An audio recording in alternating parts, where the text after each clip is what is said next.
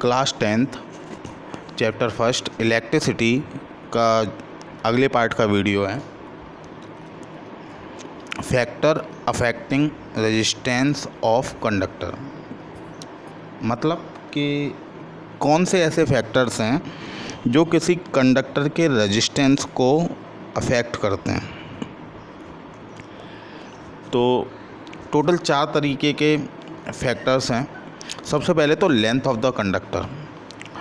कोई भी कंडक्टर है तो उसकी लेंथ जितनी ज़्यादा होगी उसका रेजिस्टेंस उतना ही ज़्यादा होगा। जो लेंथ है वो रेजिस्टेंस के डायरेक्टली प्रोपोर्शनल होती है। मतलब इसका मतलब है कि लेंथ अगर ज़्यादा है तो रेजिस्टेंस ज़्यादा होगा, लेंथ कम है तो रेजिस्टेंस कम होगा। ठीक है। इसके अलावा area of cross section. Area of cross section क्या होता है? जैसे ये वायर है, ये जो आपको दिख रहा है डायग्राम में, ये वायर है, ये वायर की लेंथ है, और इधर की तरफ जो एक सर्कुलर पार्ट होगा वो क्रॉस सेक्शन एरिया कहलाता है। और क्रॉस सेक्शन एरिया ऑब्वियस है कि सर्किल है तो सर्किल का एरिया क्या होता है? पाई आर स्क्वायर। तो इस क्रॉस सेक्शन का भी एरिया क्या होगा? पाई आर स्क्वायर। तो इस पर भी डिपेंड करता है रेजिस्टेंस। ये एरिया जितना ज़्यादा होगा रेजिस्टेंस उतना कम होगा, ये एरिया जितना कम होगा रेजिस्टेंस उतना ही ज़्यादा होगा। ठीक है। मतलब R is inversely proportional to cross section area. ठीक है। इस तरीके से समझ सकते हैं कि अगर हम जैसे मार्केट में जाते हैं तो घर की वायरिंग के लिए, तो जो मेन लाइन की वायरिंग होती है उसके लिए सबसे मोटा तार चूज करते हैं। 2 mm, 3 mm, इस तरीके के 1 mm, 1.5 mm, 2.5 mm, इस तरीके से वायर आते हैं। तो सबसे मोटा वायर चूज करते हैं ताकि जो वायरिंग है वो गड़बड़ ना करे। तो एरिया जितना ज़्यादा होगा रेजिस्टेंस उसका उतना ही कम होगा, उसमें आसानी से करंट फ्लो हो जाएगा और वायरिंग में गड़बड़ होने के चांसेस उतने ही कम होंगे। ठीक है।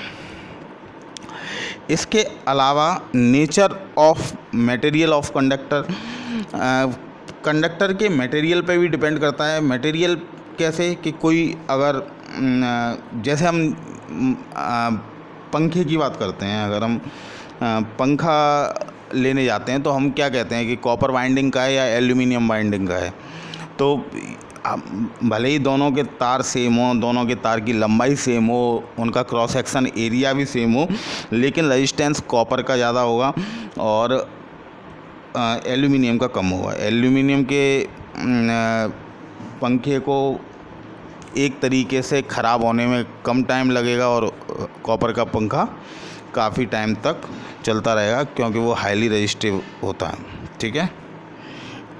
इसके अलावा टेम्परेचर पे भी डिपेंड करता है। रेजिस्टेंस कोई भी प्योर मेटल है उसका जो टेम्परेचर जैसे ही इंक्रीज होगा, ठीक है, तो उसका जो रेजिस्टेंस है वो भी इंक्रीज हो जाएगा। तो ये टेम्परेचर चेंज पे भी डिपेंड करता है। ठीक है। अगले टॉपिक पे आते हैं। इस टॉपिक में कुछ लिखना नहीं है, बस ये समझाने के लिए था। अगले टॉपिक पे आते हैं रजिस्टिविटी। रजिस्टिविटी हमने अभी बताया कि R is proportional to L। Length बढ़ने के साथ रेजिस्टेंस बढ़ता है, लेंथ घटने के साथ रेजिस्टेंस घटता है। तो R प्रोपोर्शनल होता है लेंथ के, और एरिया के इन्वर्सली प्रोपोर्शनल होता है। एरिया के इन्वर्सली प्रोपोर्शनल। आपको यहाँ पे 1 लिखना है, ये L लिखा हुआ है, इस L को काट के आपको यहाँ पे 1/A लिखना है। ठीक है। तो ये इन्वर्सली प्रोपोर्शनल हो गया एरिया के। अब इस फर्स्ट और सेकंड को कंबाइन करेंगे तो आएगा हमारे पास R is proportional to L upon A, और जब भी प्रोपोर्शनल का साइन हटाते हैं तो कोई ना कोई कांस्टेंट लगाते हैं। यहाँ पे वो कांस्टेंट है रो, इसको रो बोलते हैं। इस तरीके से लिखते हैं पी की तरह, ठीक है। इसका मतलब होता है रो, और ये दिया हुआ है आर एच ओ। ये एक कांस्टेंट की तरह ट्रीट होता है और इसको हम बोलते हैं रेजिस्टिविटी ऑफ मटेरियल। रो क्या होता है? रेजिस्टिविटी ऑफ मटेरियल, ठीक है। तो यहाँ से इस इक्वेशन से अगर हम रो की वैल्यू निकालें तो क्या हो जाएगा? R A upon L. Rho is equal to R A upon L, जहाँ पे आर रेजिस्टेंस ऑफ कंडक्टर होता है, A area of cross section होता है, और L length of the conductor होता है, ठीक है। इसके बाद इसकी यूनिट पे आते हैं। तो आर की यूनिट क्या होती है? ओम होती है, हम जानते हैं। एरिया की यूनिट क्या होती है? Metre square. और लेंथ की यूनिट क्या होती है? मीटर।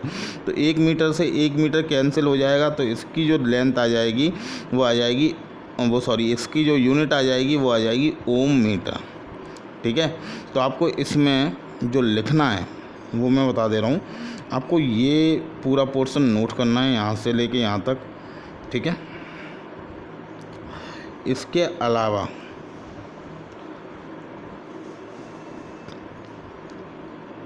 अब आपको यहाँ पे सिर्फ और सिर्फ इतना लिखना है कि unit of rho SI unit of resistivity is ohm metre, ठीक है, जिसको सिंबॉलिक तौर पे ऐसे लिखा जाता है। बस इतना लिखना है इस पेज में पूरा। और इसके बाद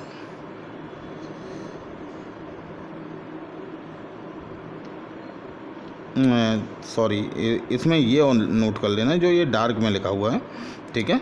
तो इसे नोट करने के बाद फिर यहाँ पे SI यूनिट अपनी मार्क कर देना, मतलब ये लिख लेना, टोटल इतना लिखना है, ठीक है।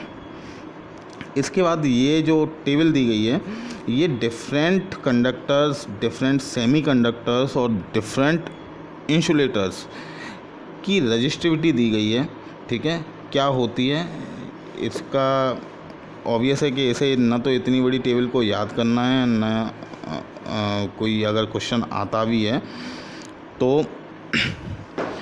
आपको उसमें रजिस्टिविटी की वैल्यू दी जाएगी किसी भी मेटल की, ठीक है। तो इसको याद भी नहीं करना, लिखना भी नहीं है।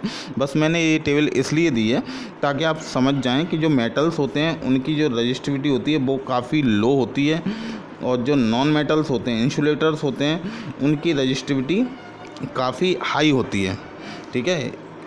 ये बहुत ज़्यादा हाई होती है इसलिए इनसे करंट पास नहीं होता, ये बहुत ज़्यादा लो होती है इसलिए इनसे करंट पास हो जाता है।